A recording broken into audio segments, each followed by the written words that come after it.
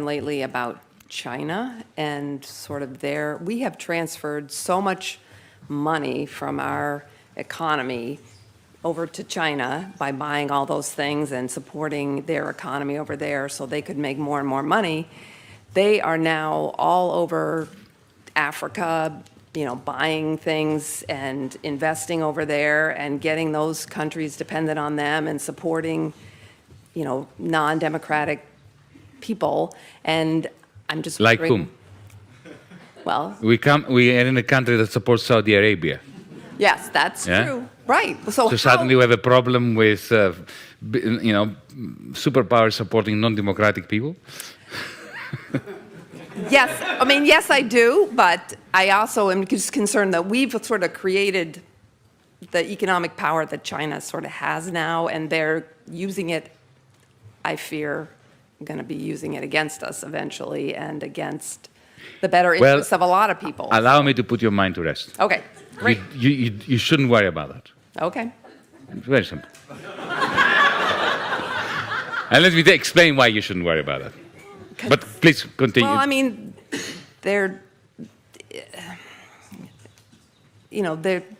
in Africa. They're lending money to countries to build ports and different infrastructure. To build what? Port harbors. And what's wrong with that? And because countries that need ports get ports.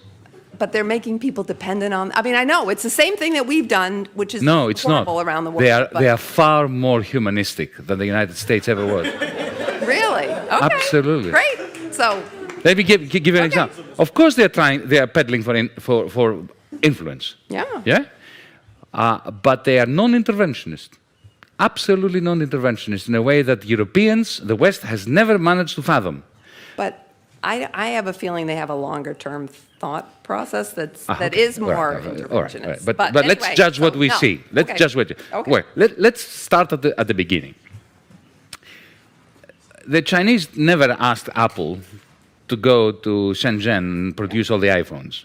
It was Steve Jobs that decided that. Yeah? Mm-hmm. It was not China that went to Washington, D.C. and demanded that they buy a third of your national debt. If they hadn't bought it, you would be in serious trouble. Mm-hmm. Okay. Number 3. I did allude to this in my talk. If in 2008 China had not cranked up their credit bubble, you would be in a new Great Depression now. Mm-hmm. So, China, the United States, and the European Union are absolutely synergistic, and they need one another in a way that if we fail to acknowledge and to nurture, billions of people, including the majority of the people in this country, are going to suffer.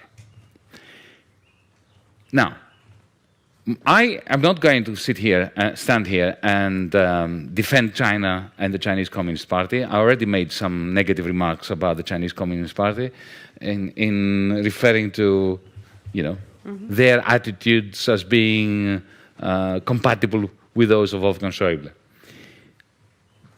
My concern about China is the authoritarian manner in which the Chinese regime is treating the Chinese people. As a Democrat, I have a problem with this. Mind you, I have to tell you that, from my understanding of China, it's a very interesting social experiment, in the sense that at the local level, the regional level, you now have a boisterous democracy.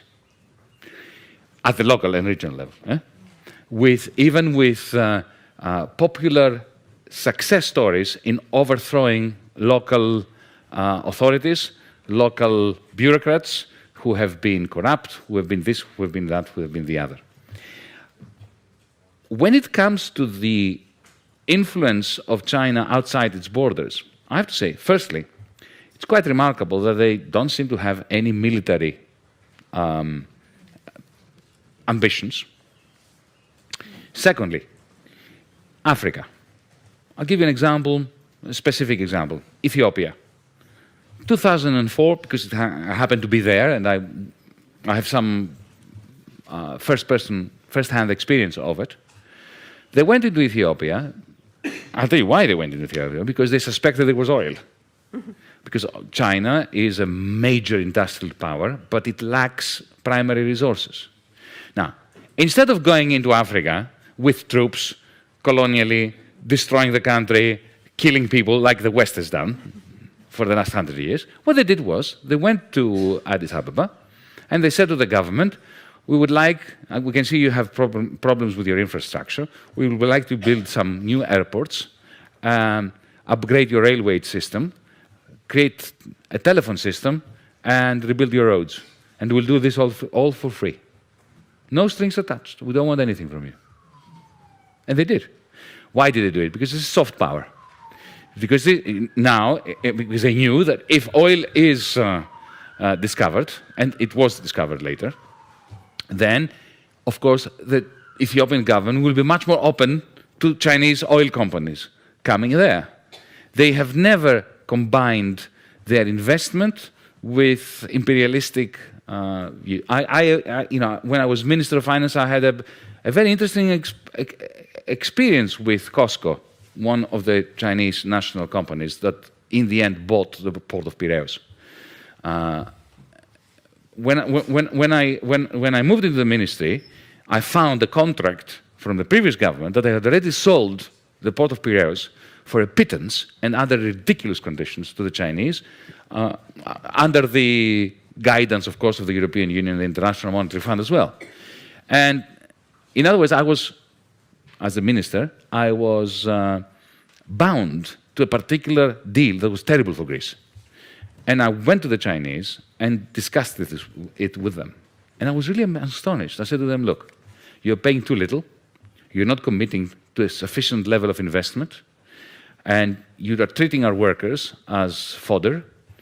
You are effectively subcontracting labor to horrible companies that exploit the workers, and I can't deal with this. Effectively, I proposed to them to renegotiate the contract, so instead of getting 67% of the shares of the port, they would get with the same price 51%. The remaining shares would go into the Greek pension fund system in order to bolster the capitalization of the public pensions. Secondly, I want you to commit to 180 million euros of investment within 12 months. And thirdly, proper collective bargaining with the trade unions and no subcontracting of labor.